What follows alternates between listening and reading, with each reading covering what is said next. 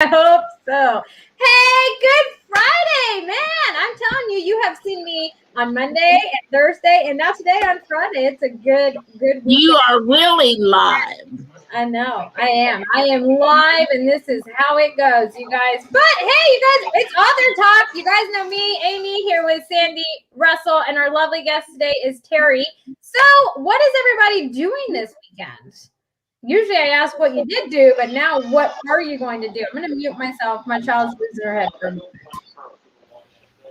Well, I'll definitely prefer. I like it when your kid screams. Terry, go ahead. You were telling us what you're doing this weekend. Yeah, I'm going to try and slop my way to my garden, which is underwater right now, I think because of all the Houston rain. Oh, man. Yeah, you guys are getting hit really hard. I mean, we have it up here in Bryan, but it's not as bad. But, I mean, I'll be doing a book launch tonight at 5.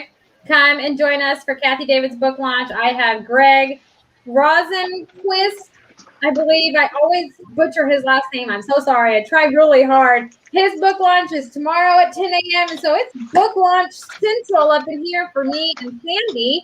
But Russell, what are you doing? You're going to do something cool. Russell is the one that's Russell's having an exciting weekend. I'm jealous.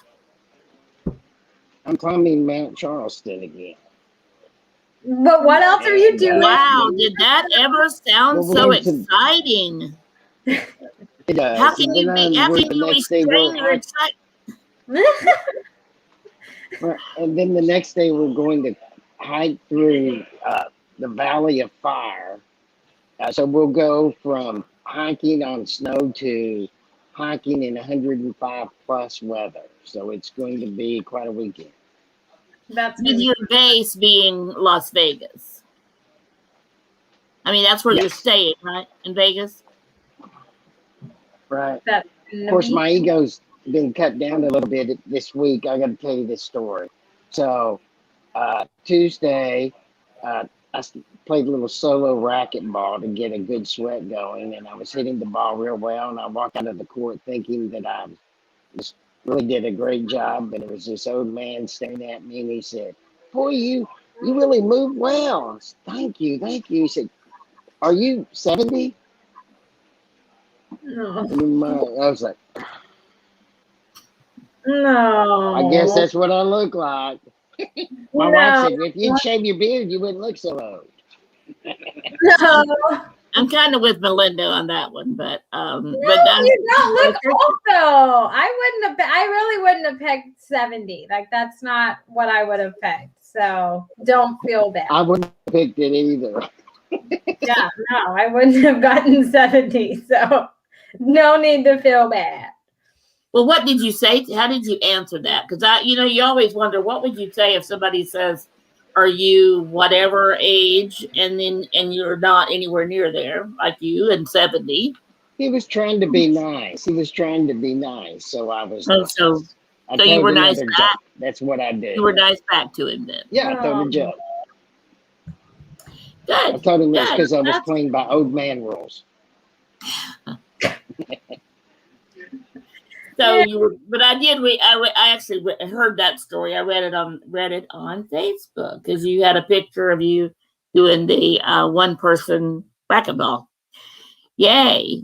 So I'm having girls' weekend this weekend. I've got my 2 granddaughters who are in their late 20s or mid 20s, and my sister, and so we're going to be just hanging out here. And my husband has got his earplugs in, watching television, but he's making us homemade French onion soup for dinner tonight. So we're all excited about that. So you have girls' weekend and a personal chef. What better could you have?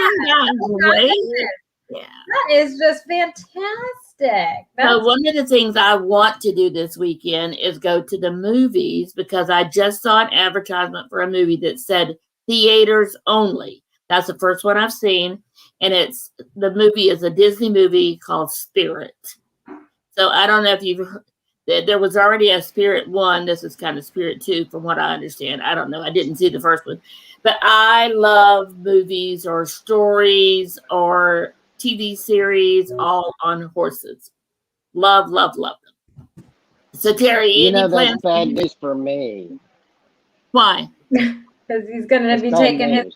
granddaughter. Because every time one of those Disney movies comes out, my granddaughter makes me watch it about 45 times. Oh my gosh, It's I love awful. it though. See, Terry, you identify with that. I see from your laugh. That's why Yeah, I my never daughter want too. Disney movies to come out. Yep, my daughter takes me to all the Disney ones as well. Yes. How old is your daughter? How old is your daughter, Terry?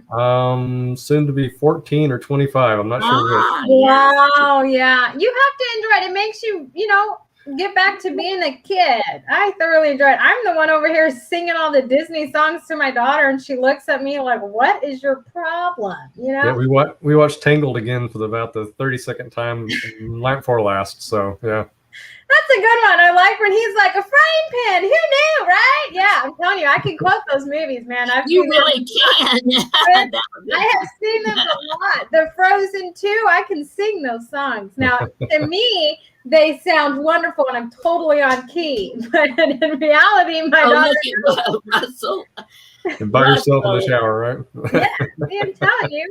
I should have like a signed musical career going on. And that, to me, I feel like I've nailed it. But my daughter's facial expression. Don't keep your day job, girl. Russell should take a course in how to win friends and influence people. I should teach the course. Yeah. You should. So I missed you, Russell. Yeah, she has. So Terry, I understand it that you are speaking at the Houston Writers Guild Writing Conference, which is next weekend, June 11th through the 13th, and you're talking about blending genres. Is that right? Yep, and that's also what I'll be doing this weekend is starting to pull those thoughts together and kind of pull some talking points to try and stir some discussion. And going into this, I hadn't really thought about it in detail. It's one of the things that you kind of acknowledge that there's some blending between the two genres. But as an author, you tend to like to pigeonhole yourself into one of them and just kind of focus in that area. And but when you kind of step back or step up, a couple of thousand feet and look at it, there are a lot of commonalities, and a lot of things to be learned from that. So which one do you write, Terry? Do you write science fiction or fantasy? Primarily science fiction, although I've kind of got that leaning that I want to kind of dip my toe off into the water of fantasy because, as a young man, that's where I first started reading really heavily was in fantasy. So I think I'd kind of like to get back to my reading roots at some point in time and try my hand at fantasy a little bit. Nice. I could see that. So when you're blending, me and Russell were talking about this, and I'm a fan of, I was talking to Russell about not like, a mystery being a mystery, not like a science fiction mystery, I'm weird. Okay. Like I embrace it. That's just who I am.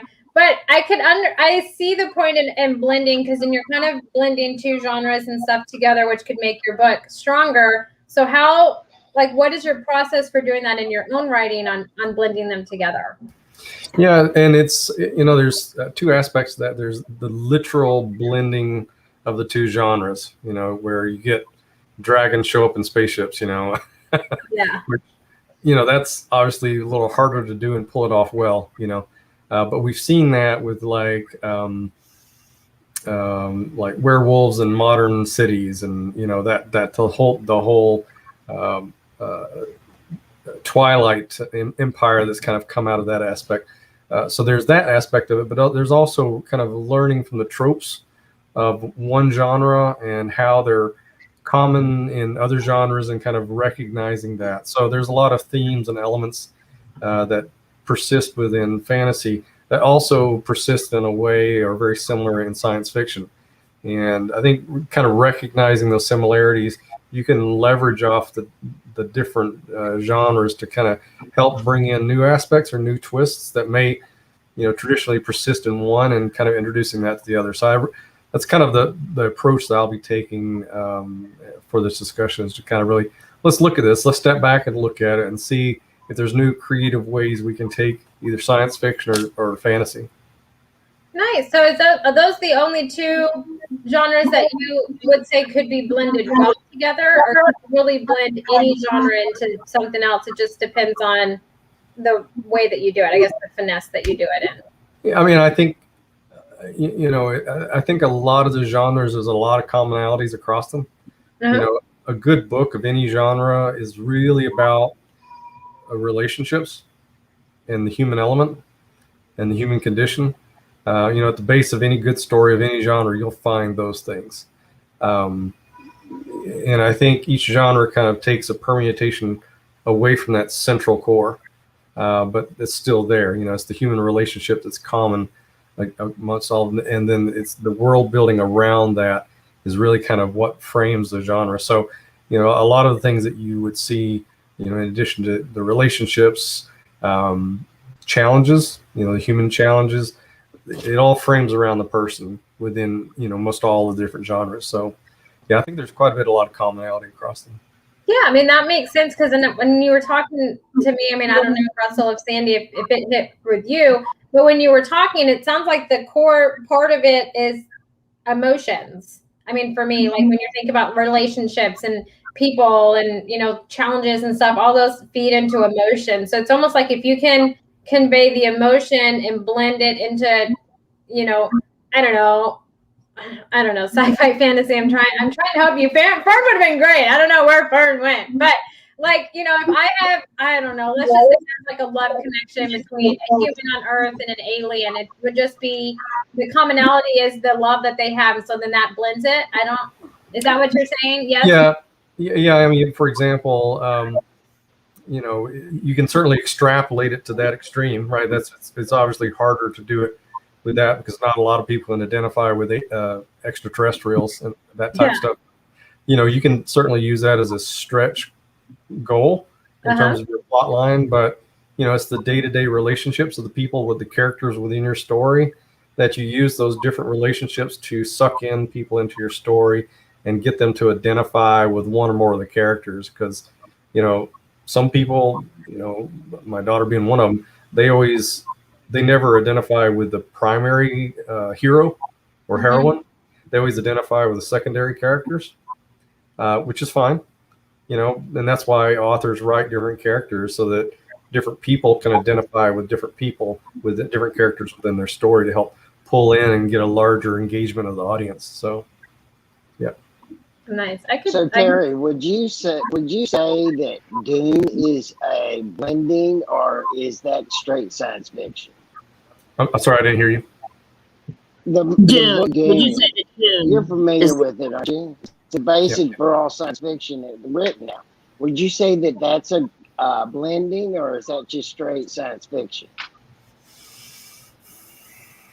You know, I would say that there's some blending to it because a lot of the technology that is present kind of borders on magic almost.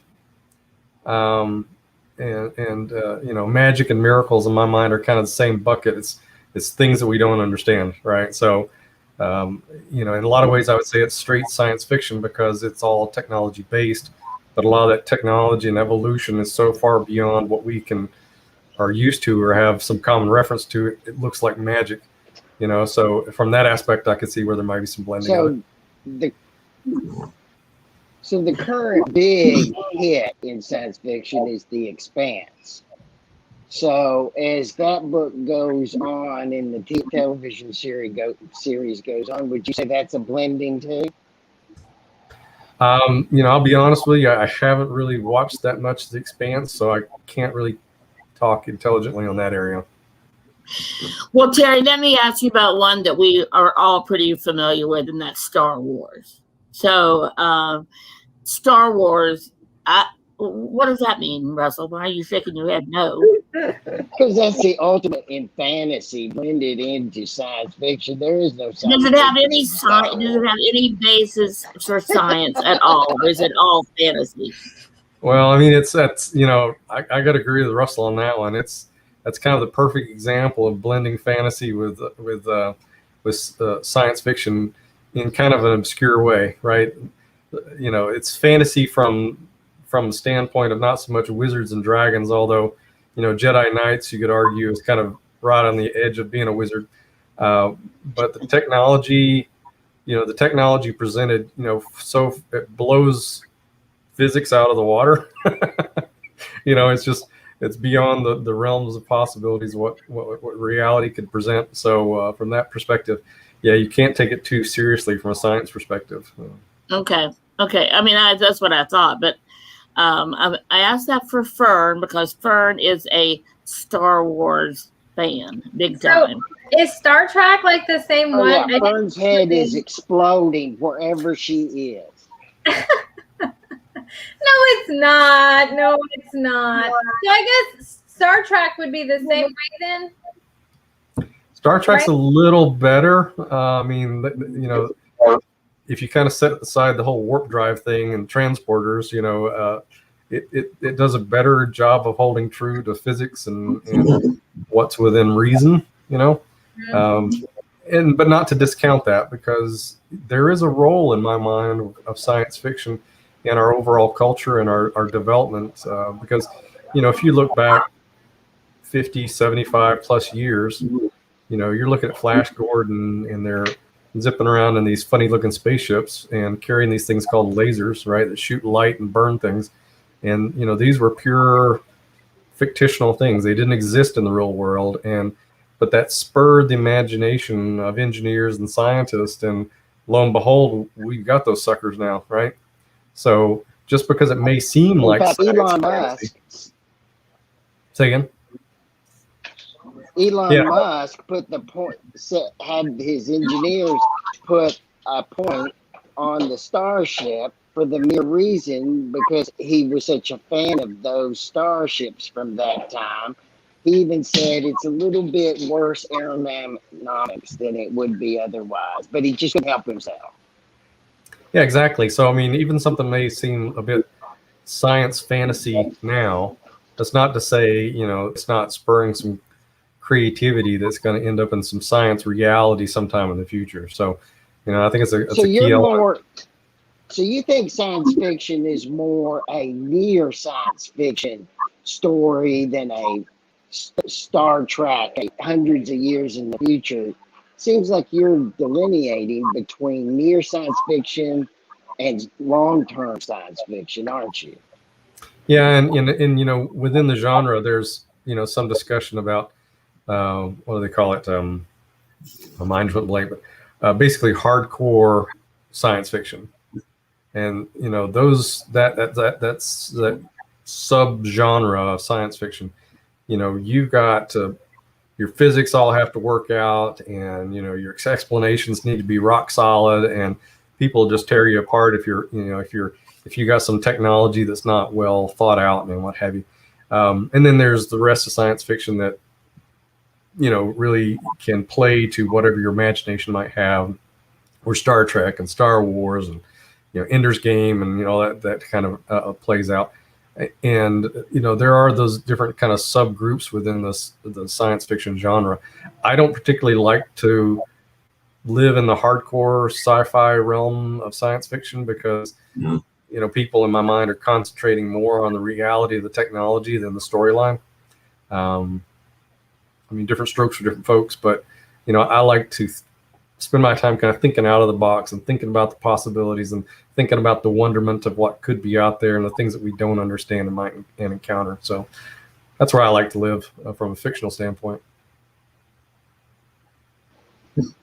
So I'm looking at your description, at your bio on the website, and very interesting. So how much of what I mean, obviously you worked at NASA, so science is your background, not fiction. But how was the transition from what you know to be scientific, in fact, and then adding the fiction to it? What's that been like? Yeah, I mean, it's a delicate balance to play, you know, because, you know, having, you know, saying that, you know, I've spent over 20 years as an engineer at NASA, and hear me say that I don't care for hardcore sci-fi. It sounds a bit of a bit of an oxymoron that you wouldn't expect that you would hear that, or, you know, that you wouldn't expect that juxtaposition there. But so, you know, what I try and do is bring reality to science fiction in a way that it makes sense without auguring in on the details, you know. But the challenging part is keeping it real enough based upon my experience, but keeping the storyline exciting, right? So, when you're traveling in space with today's technology, it takes months to get someplace, and there's a lot of time where nothing's happening, and that makes for a really boring book, right? So, at some point in time, you have to inject some, fairy dust and warp drives, and get things moving along as a plot mechanism, but in reality, I think based upon my experience, it brings enough reality to the stories that people can relate to it and say, oh, well, these details you don't necessarily pick up unless you've worked in the industry. And it just kind of brings a little additional richness to the story, I think. Great. So, Russell, you were going to ask him about SpaceX, right? Yes. So what do you think of SpaceX? What do you think of the Starships going up? And as we're getting close to the ending, I want to bring it back. How are you going? So you're in big favor of the blending, obviously. And so what is going to be the main couple of points you think you might make during your lecture that could really help people that are riding in the field? Okay. Yeah. So that's, I guess, two different questions. So I'll hit the SpaceX one first. So, yeah, I got to be careful what I say there because I don't want to be perceived that I'm speaking on behalf of NASA or anything like that. But, my personal opinion is that I'm excited for them to see them take the risks, right? That's really what space exploration is all about. That's what kind of keeps it exciting and what dreams are made of. And they've had a lot of setbacks. They've blown up a lot of rockets, and I'm glad that hasn't deterred Elon, because in the early days of NASA during the Apollo program, not many people know this, but we blew up like 10 or 11 Saturn V's before we finally got it right. And luckily we didn't blow up any after that, after we started putting people on them. So, they are following the same track history that NASA did. I'm on a personal level, I'm a little concerned that they haven't taken some of our lessons learned more to heart and engage us a little more than they have to, help avoid blowing up as many rockets. But, it's their path, it's their money. So, more power to them. Now, people say, well, are you afraid of that kind of putting NASA out of business? I'm like, no, I'm not at all, because NASA's here to do what's too risky and too expensive for the private sector, and for us to develop the technologies and the processes to make it less risky and cheaper. And when it becomes safe enough and cheap enough for the private sector to do it and to have a good business model that's sustainable, I'm 100% in favor of letting them take that on and let us go the next mile. Let us go do the next risky thing that needs to be done and what have you. So I think there's seats at the table for both of us. So I'm 100% in favor of that. So now to your second question about kind of the workshop and the discussions. I'm not going to try and dictate any particular style or approach or what have you in terms of the blending, but really kind of put forth some examples and some key points and kind of start the conversation to kind of get people's ideas flowing, because some of the most interesting and thought-provoking meetings and workshops that I've been in is having people share their experiences that have been successful or well received and how they did it. And if you hear enough of those points of view, then you can start relating that to yourself and the things that you're interested in and the projects that you want to work on. And I think that's part of the creative process that I always find most useful. So that's coming up next weekend, not this weekend, but the next weekend. Do you know what time your presentation is? Have you been told that? I don't know how to, let me look and see. I didn't see a time when I looked at the schedule. Yeah. But the way to get there is to hear Terry and the other speakers is to go to Houston Writers Guild, spelled out, all of it spelled out, .org, and click on schedule. I think it's schedule. Or you can click the link in the comments below. Okay. But you have to actually click on, you can't just go to the website. You have to actually go down and click on, it's registered. Click on register now, and that will take you over to where you get the information and where you can actually register and pay for it. And that takes you over to Eventbrite. So, but you have to, you've got the direct link to the Eventbrite then. Oh, good, good. Simple. So that way you don't have to go to the website of the Houston Writers Guild and then go to get registered. You can go directly there to get registered, and you can see then, and listen, this is like the best deal you guys are going to get. So I think the price is like $30, $45 or something like that. It's ridiculous.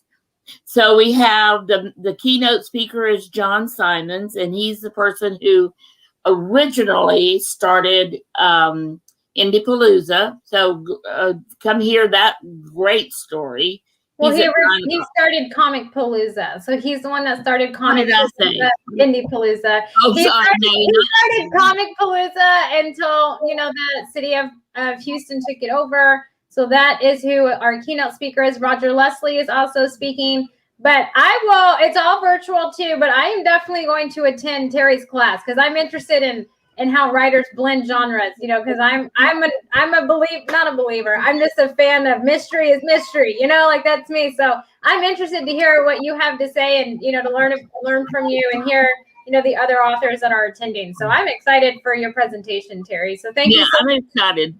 That's great. And I can't wait to hear it too. So Terry, thanks for taking the time to join us today. This has been a great conversation, very enlightening. And then plus, I just think working at NASA has got to be the coolest career anybody could ever have. So that's awesome to have you. And we look forward to seeing you still virtually, but we look forward to seeing you at the conference next weekend. Well, thank you very much. Thanks for having me. And I guess the pressure's on now. Yeah. No pressure. We hope everyone has a great weekend, and we'll see you all on Monday. So